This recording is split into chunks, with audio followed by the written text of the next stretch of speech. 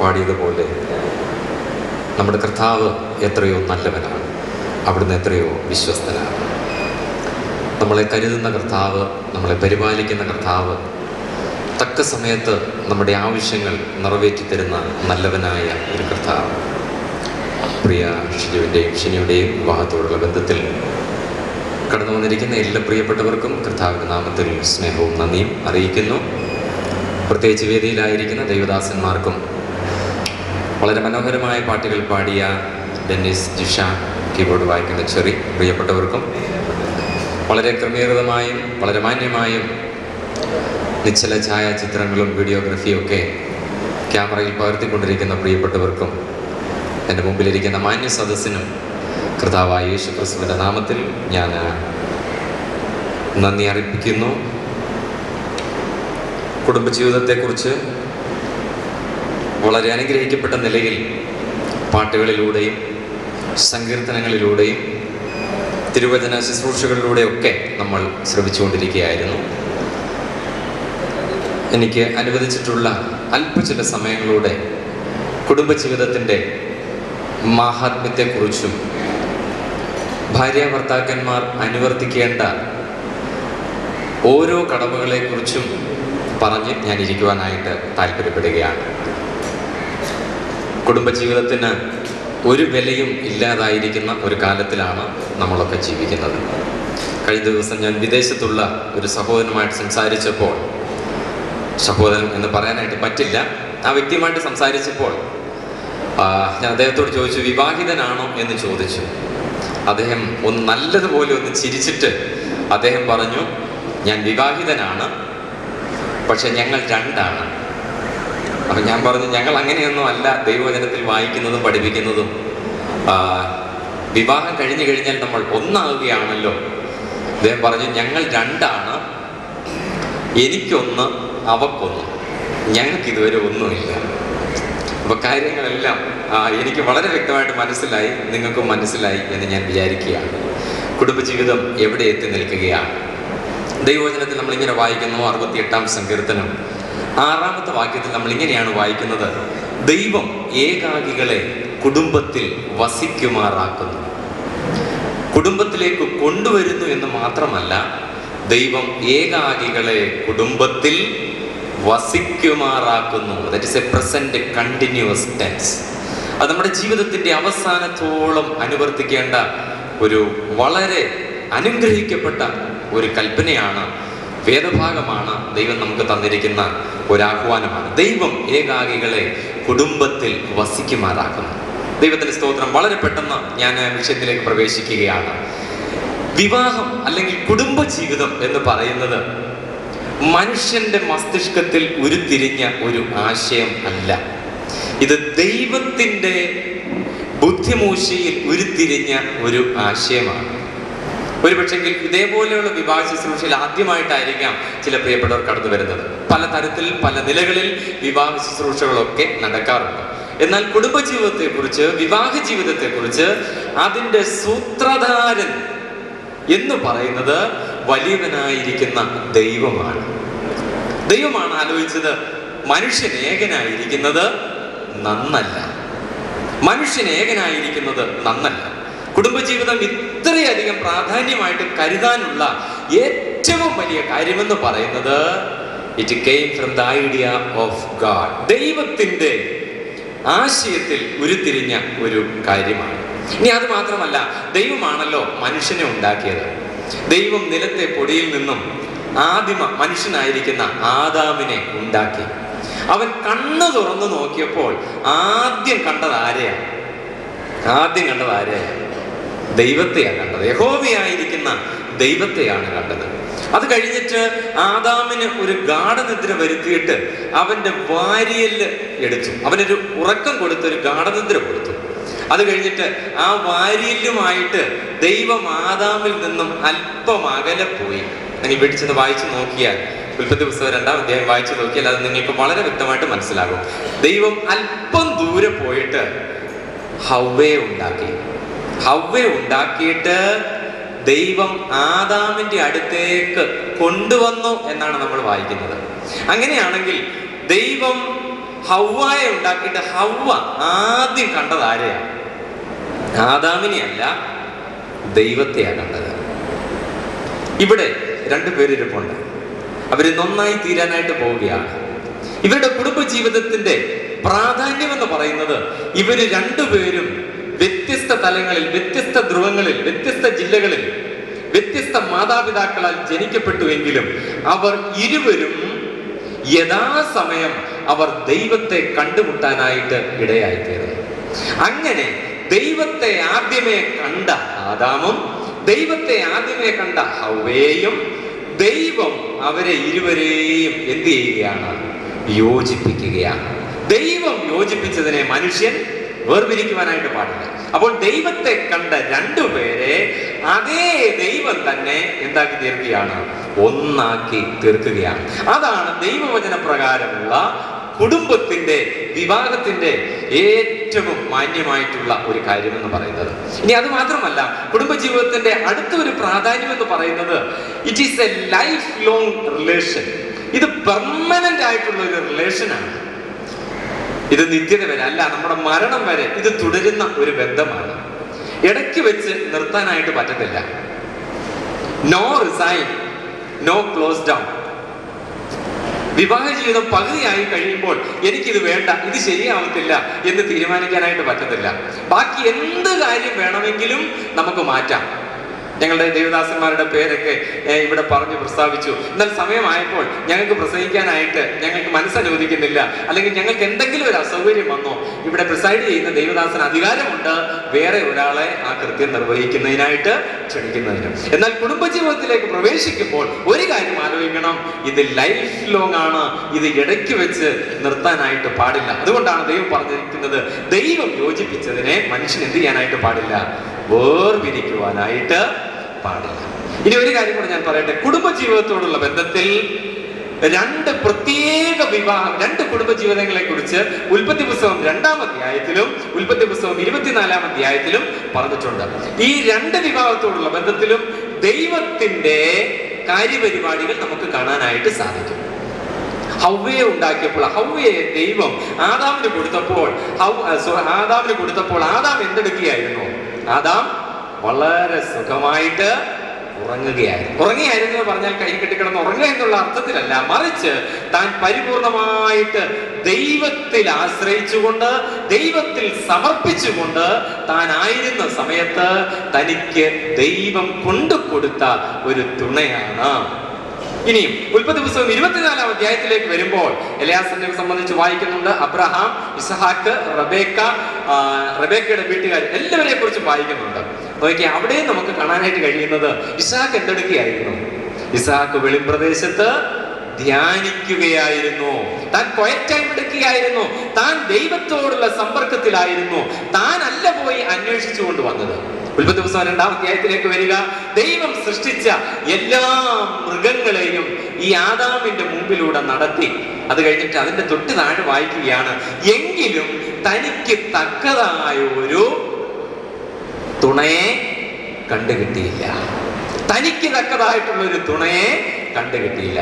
ഇന്ന് മനുഷ്യൻ, ഇനി പുരുഷനായിരുന്നാലും സ്ത്രീ ആയിരുന്നാലും, അവരവർക്ക് ബോധിച്ചതുപോലെ തെരഞ്ഞെടുക്കുകയാണെങ്കിൽ അത് ഒരിക്കലും തുണയായിരിക്കുകയില്ല. അതെന്തായിരിക്കും? അത് ഇണയായിരിക്കും. അവർക്ക് ആലോചന കൊടുത്തത് കൊണ്ട് അവരെ ഈ നിലയിൽ നമുക്കത് കാണുവാനായിട്ട് ഇടയായി തീർന്നു. കുടുംബജീവിതം എന്ന് പറയുന്നത് ഒരുമിച്ച് ജീവിക്കാനായിട്ടുള്ളതാണ്.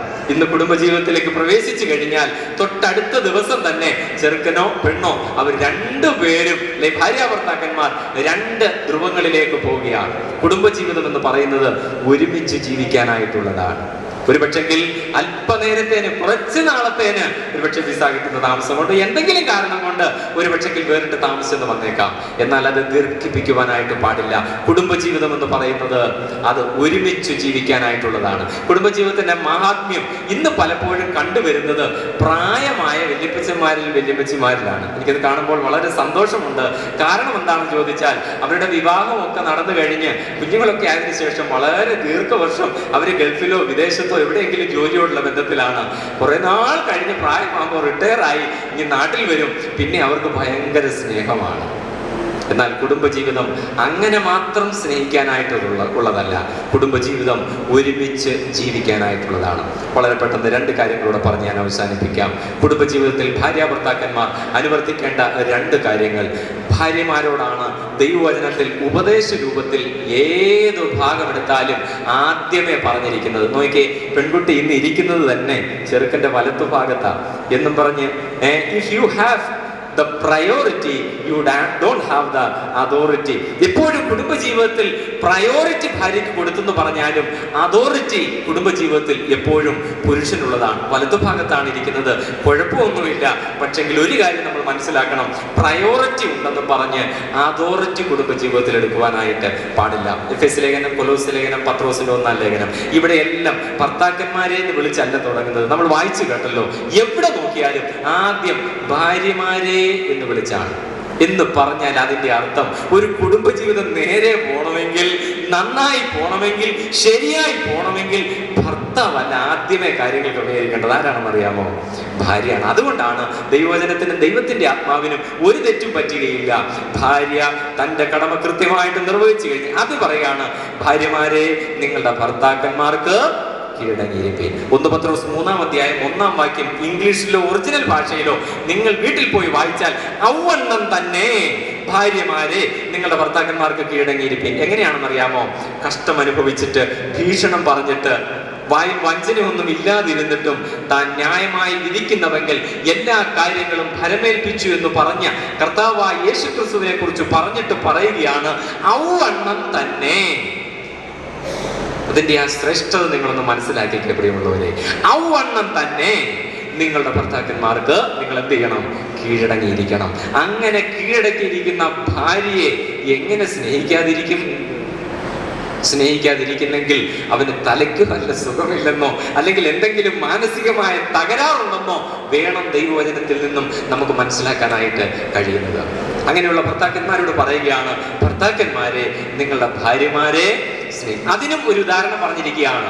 അവൻ അവളെ വചനത്തോടു കൂടിയ ജലസ്നാനത്താൽ കറ ചുളുക്കം ഒന്നുമില്ലാതെ ദൈവത്തിന്റെ സന്നിധിയിൽ വിശുദ്ധയും നിഷ്കളങ്കയുമായി തന്നെത്താൻ നിർത്തേണ്ടതിന് ദൈവം അല്ലെങ്കിൽ ക്രിസ്തു അവൾക്ക് വേണ്ടി ഏൽപ്പിച്ചു കൊടുത്തു. ഔവണ്ണം തന്നെ ഭർത്താക്കന്മാരെ നിങ്ങളുടെ ഭാര്യമാരെ എന്ത് ചെയ്യണം? സ്നേഹിക്കണം. അവിടെ പറഞ്ഞിരിക്കുന്നത് ഇഷ്ടപ്പെടണം എന്നല്ല. എന്ന് പലരും ചോദിക്കാറുണ്ട്, നിനക്ക് ഈ നിൽക്കുന്ന ആളെ നിനക്ക് ഇഷ്ടപ്പെട്ടോ?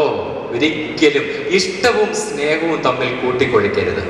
വിവാഹം കഴിയാത്ത യുവതീ-യുവാക്കന്മാർ എൻ്റെ മുമ്പിൽ ഇരിപ്പുണ്ടല്ലോ. ഒരു പക്ഷെങ്കിൽ നിങ്ങളുടെ മുമ്പിലൂടെ കടന്നു പോകുന്ന പുരുഷനോ സ്ത്രീയോ ആരെങ്കിലും ആണെങ്കിൽ നിങ്ങൾക്ക് അവരോട് സ്നേഹമല്ല, നിങ്ങൾക്ക് അവരോട് ഇഷ്ടമാണ്.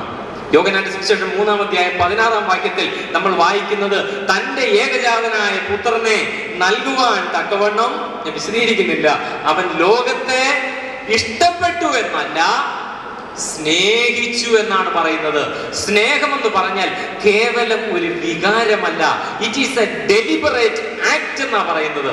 പങ്കാളിയുടെ എന്ത് കുറവുകളോ കുറ്റങ്ങളോ നോക്കാതെ അവരുടെ ആത്യന്തികമായ നന്മയെ ലക്ഷ്യമാക്കി ഞാൻ പ്രവർത്തിക്കുന്നതിനെയാണ് സ്നേഹമെന്ന് പറയുന്നത്. ഇഷ്ടവും സ്നേഹവും രണ്ടാണ്. കുടുംബജീവിതത്തിൽ ഇഷ്ടമല്ല, ഒരുപക്ഷെങ്കിൽ ഭാര്യ ചെയ്യുന്നത് ഒന്നും ഭർത്താവിന് ഇഷ്ടമല്ല എന്ന് വന്നേക്കാം, ഭർത്താവ് ചെയ്യുന്നത് ഒന്നും ഭാര്യയ്ക്ക് ഇഷ്ടമല്ല എന്ന് വന്നേക്കാം. ഇത് എല്ലാം കണക്കിലെടുത്തുകൊണ്ട് അതിനു മുമ്പേ പോകേണ്ട ഒരു കാര്യമാണ്. It is a deliberate act എന്നാണ് സ്നേഹത്തെ കുറിച്ച് പറഞ്ഞിരിക്കുന്നത്. കുടുംബത്തിൽ അത് നമ്മൾ കൈകാര്യം ചെയ്യുവാൻ ഇടയായി തീർന്നെങ്കിൽ എത്രയോ നന്നായിരുന്നു. പങ്കാളിയുടെ ആത്യന്തികമായ നന്മയെ ലക്ഷ്യമാക്കി നമ്മൾ ഒന്ന് മുന്നമേ കാണുന്നതാണ് ഈ കുടുംബജീവിതത്തിലെ സ്നേഹം എന്ന് പറയുന്നത്. കർത്താവ് നമുക്ക് കൃപ നൽകട്ടെ. പ്രിയപ്പെട്ടവരെ, കർത്താവ് നിങ്ങൾക്ക് അനുഗ്രഹിക്കപ്പെട്ട ഒരു കുടുംബജീവിതം നൽകുവാനായിട്ട് ആഗ്രഹിക്കുകയാണ്.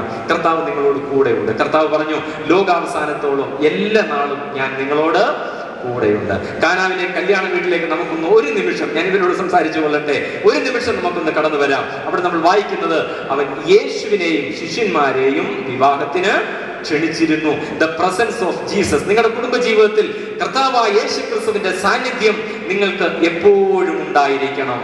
കർത്താവ് ഉള്ള കുടുംബത്തിലും വീഞ്ഞ് പോരാതെ വരും. മനസ്സിലാക്കണം. നമ്മുടെ കുടുംബജീവിതത്തിൽ ഒരു പക്ഷെങ്കിൽ അല്പ ചില പ്രശ്നങ്ങൾ, പരാധീനതകൾ, പോരായ്മകളൊക്കെ നമ്മുടെ ജീവിതത്തിൽ വന്നേക്കാം. എങ്കിലും ഒരു കാര്യം മറക്കരുത്. എന്താണ്? They presented their problem to Jesus.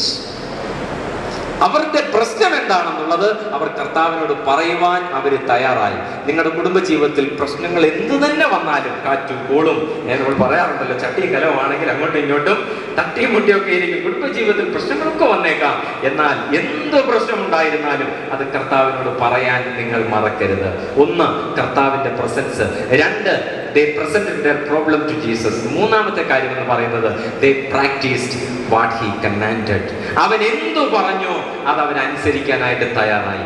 കുടുംബജീവിതത്തിൽ നിങ്ങൾ കർത്താവ് പറയുന്നതിന് മുഖവിലക്കെടുക്കുക. ദൈവവചനത്തിന് മുൻതൂക്കം കൊടുക്കുക. ദൈവത്തിന്റെ പരിശുദ്ധാത്മാവിന് ഒന്നാം സ്ഥാനം കൊടുക്കുക നിങ്ങളുടെ ജീവിതത്തിൽ പ്രവർത്തിക്കുന്നതിന്. അങ്ങനെയാണെങ്കിൽ നിങ്ങളുടെ കുടുംബജീവിതം ധന്യമായി തീരും എന്നുള്ളതിന് യാതൊരു സംശയമില്ല. ഇവരുടെ കുടുംബജീവിതത്തിൽ നിന്നെന്ന പോലെ വരും ദിവസങ്ങളിൽ നമുക്ക് പ്രാർത്ഥിച്ച് അവരുടെ കുടുംബജീവിതത്തെ നമുക്ക് ആശീർവദിക്കാം. കർത്താവ് വചനങ്ങളാൽ നമ്മളെ സഹായിക്കട്ടെ. കർത്താവിന്റെ തിരുനാമം എന്നും വാഴ്ത്തപ്പെടുക. ഞങ്ങളുടെ മക്കളുടെ വിവാഹ കാര്യം തീരുമാനിക്കുവാനും കർത്താവ് ആ ശുശ്രൂഷയ്ക്കായി ഞങ്ങൾ അവിടുത്തെ സന്നിധിയിൽ എടുത്തു വന്നിരിക്കുന്നു. സർവശക്തനായ ദൈവം, സകലത്തിൻ്റെയും ഉടയവനായവൻ, ഞങ്ങളുടെ മധ്യേ ഉള്ളതിനായി സ്തോത്രം. കർത്താവ്, ഞങ്ങൾ അവിടുത്തെ സ്തുതിക്കുകയും മഹത്വപ്പെടുത്തുകയും ചെയ്യുന്നു. അവിടുന്ന് എത്ര വലിയവനെന്ന് തിരുവചനത്തിലൂടെ ഞങ്ങളെ കേൾപ്പിച്ചതിനായി സ്തോത്രം. കർത്താവെ, മനുഷ്യനേകാകിയായിരിക്കുന്ന നന്നല്ല, അവന് തക്കതായ തുണ. കർത്താവെ, അവനെ കുടുംബത്തിൽ വസിക്കുമാറാക്കുന്നത് അവിടുന്നാണ്. സർവശക്തനായ ദൈവമാണെന്ന് ഞങ്ങൾ കേട്ടു. അവിടുന്ന് ഞങ്ങളെ കൂട്ടിക്കൊണ്ടുവന്നതിനായി സ്തോത്രം. കർത്താവെ, ഞങ്ങളെ കേൾപ്പിച്ച നല്ല വചനങ്ങൾക്കായി സ്തോത്രം ചെയ്യുന്നു. ഞങ്ങൾ ഓരോരുത്തരും ആ വചനത്തിന് മുമ്പാകെ ഞങ്ങളെ തന്നെ നോക്കുവാൻ, ശോധന ചെയ്യുവാൻ, കർത്താവിൻ്റെ വചനത്തിന് കീഴ്പ്പെട്ട് ജീവിപ്പാൻ അവിടുന്ന് സഹായിക്കണം. അവിടുന്നാണ് സകലതും തീരുമാനിച്ചത്, നിശ്ചയിച്ച പ്രകാരം സകലതും നിവർത്തിക്കുന്ന വലിയവനായ ദൈവം ഞങ്ങളുടെ മധ്യയുണ്ട്. അവിടുത്തെ കരങ്ങളിൽ ഞങ്ങളെ പരിമേൽപ്പിക്കുന്നു. വിശേഷാൽ വിവാഹിതരാകുന്ന കുഞ്ഞുങ്ങളെ അവിടുത്തെ സന്നിധിയിൽ പരിമേൽപ്പിക്കുന്നു. കർത്താവിൻ്റെ വചനമനുസരിച്ച് കർത്താവിൻ്റെ മുഖത്തേക്ക് നോക്കി അവിടുത്തോട് കൂടെ ഒന്നിച്ച് ജീവിച്ച് കർത്താവിനെ മഹത്വപ്പെടുത്തുക. കർത്താവിൻ്റെ വലിയ നാമം വാഴ്ത്തപ്പെടുമാറാകട്ടെ. 2 പ്രസംഗം കഴിഞ്ഞു. മൂന്നാമത്തെ പ്രസംഗത്തിനാണോ എഴുന്നേറ്റതെന്ന് ചിലരെങ്കിലും ചിന്തിച്ച് കാണാം. എന്നാൽ അതിനെല്ലാം പ്രസംഗിക്കാനുള്ള ഒരു അവകാശമുണ്ട്. വിവാഹം നടത്തുന്ന കർത്താവിൻ്റെ ഒരു വലിയ ദാസനുള്ളിൽ ചില കാര്യം കുഞ്ഞുങ്ങളെ വചനത്തിൽ നിന്ന് അറിയിക്കാൻ കടപ്പാടുണ്ട്. എന്നാൽ ഇന്ന് അതിന് തുനിയുന്നില്ല. കാരണം സമയം വളരെ മുന്നോട്ട് പോയിക്കൊണ്ടിരിക്കുകയാണ്. മാധ്യസദസ്സിന് കർത്താവായ യേശു ക്രിസ്തുവിൻ്റെ വലിയ നാമത്തിൽ എൻ്റെ സ്നേഹവും വന്ദനവും അറിയിക്കുന്നതിൽ സന്തോഷമുണ്ട്. ഞാൻ ഒരു സുവിശേഷകനല്ല, സഭയിലെ ചുമതലപ്പെട്ട സഹോദരന്മാർ ഒരാളാണ്. ഇങ്ങനെയുള്ള ശുശ്രൂഷകളൊക്കെ ആവശ്യപ്പെടുമ്പോൾ മുൻപ് ചെയ്തു കൊടുക്കാറുണ്ട്. അതിൽ ഞാനൊരു പ്രൊഫഷണലല്ല, മറ്റു ഉപദേശിക്കാരും മറ്റുമൊക്കെ ചെയ്യുന്ന പോലെ.